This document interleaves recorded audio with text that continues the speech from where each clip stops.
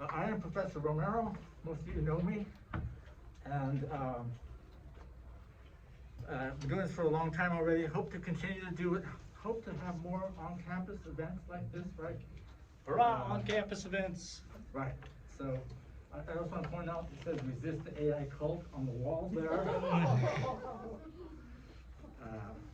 That's our sponsor. Sponsor is resist the AI cult. I'm going to read a few. I'm going to read a few poems to begin with, right?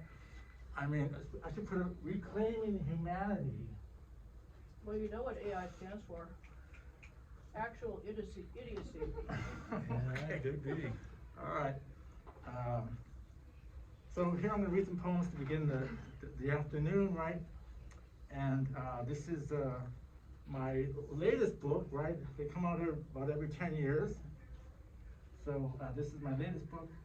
And it's really a book of it's love poems, things I love, right? It changes from Oakland to life after Oakland, essentially, right? In the Oakland portion, it's all about malt liquor, loving malt liquor and stuff like that. And later on, it's about loving food, actually, right?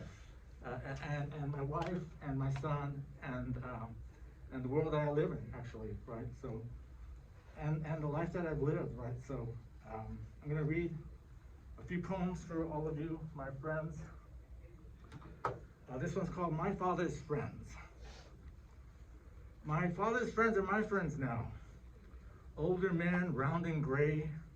They stop by after work or beer or two, smoking frajos and speaking words in Spanish and English in the same sentence. My father's friends are my friends now. They stand outside and laugh loudly. Some are long-haired still, family men, all in their 50s, 60s, married and divorced, and all the places in between. We pull over with the kids when we see each other on the street. Stop and chat for a minute still. Say hello to Mr. Salas, mijo. He used to live in LA. Say hello to Mr. Torres, mijo. He is a teacher. My father's friends are my friends now. They use words like mota and chota, cuete and filero, vato and ruca and carnal. I can see the resemblance clearly. Thank you. The closest thing. So a lot of this latter half of the poem of the book, right? This may be the Oakland and other poems. The other poems are about, you know, family largely, right? In its various iterations. The closest thing.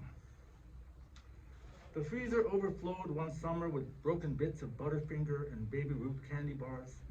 My father worked for a while at a Nestle factory near Long Beach Avenue. He brought home jugs of fruit punch syrup and bags of hot chocolate powder mix from his previous job by LAX. He went to Trade Tech at night to operate the boilers. He had one last job that I remember, United States Gypsum. Before I'd see him only at the VA hospital or stumbling through the neighborhood full time.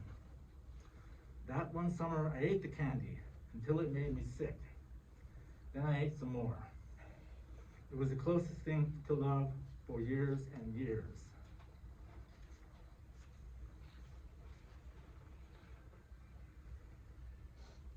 You know, I'm older now than my father ever was. Me too. Which I write about that too, right? Older than my father ever was. Just to reach away. My mother asks for candy more than once when she sees me, as if I should carry it with me. A Jolly Rancher or lollipop, or lemon heads at the very least, just to reach away. We worked together in the 1970s, a long-haired teenage boy leaving home for college. She carried ginger candy, but I enjoyed it all the same, walking home some days. Today she lies on the bed in the corner of my sister's small duplex, not too far from her own home, except there's no going back.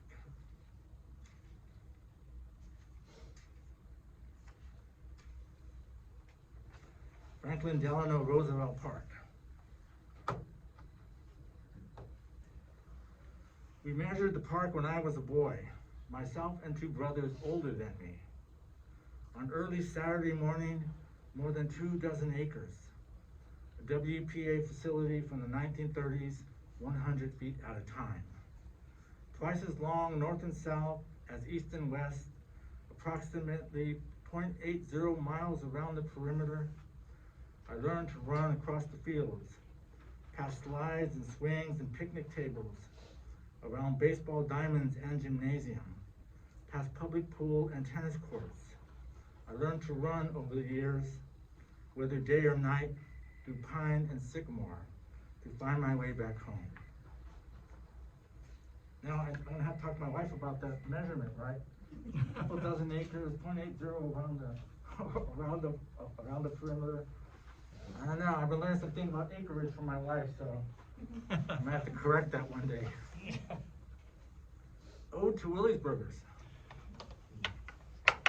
Gracias, Senora, for all the years at the griddle, making hamburgers for us on Friday night. How many other fathers and sons have you satisfied with just a few simple ingredients? Burger and bun, lechuga y tomate, queso, maybe the secret sauce. I trust the night like it was your own kitchen and we your own people. I have no doubts about my money nor inevitable return. Señora, muchas gracias. Todos sus hijos están afortunados. All of your children are so fortunate. This morning, a couple of poems about my son, right? This morning, I see my son from a distance walking down the street and watch for a moment. He doesn't know I'm here. He might be taller than me now, but I have not said so. I want to see him carry himself when I'm not around. Does he look up when he walks, shoulders back not bowed? Does he know who stands behind him? He looks like he belongs and comes over when I call him.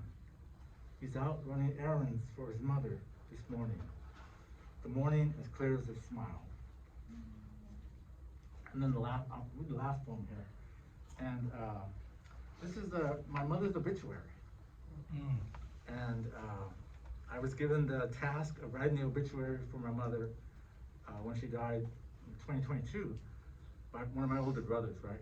I'm the youngest. And so I wrote something and I talked to him. And he said, did you put this? Did you put this? Did you put this? Did you put this? And I said, maybe you should write it. What I'll do is I will send you what I've written and you can add whatever you want. Well, he never did. He gave me the wrong email address to begin with, and so he never received it right, and then it just never was published, right? The obituary. So I wrote, the obituary that I wrote is here. It is called A Matter of Fact. Born in 1926, my mother lived her entire life in Los Angeles, 96 years in all. The oldest child of Frank and Guadalupe Sapien, she grew up in Wilmington with one brother and 3 sisters.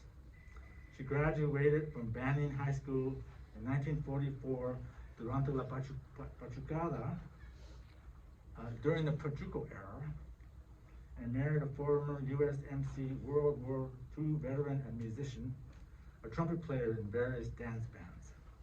From the Watts Colonia in 1947 at San Miguel Church, they then began a family on Calmia Street. After a while, they moved a couple of miles north to the St. Aloysius Parish, where the children attended school, all 7 of them. My mother worked for the county library at Florence and Graham, both local branches, for more than 20 years part-time. She was an avid reader, a faithful Catholic and Democrat for nearly a century. Thank you very much.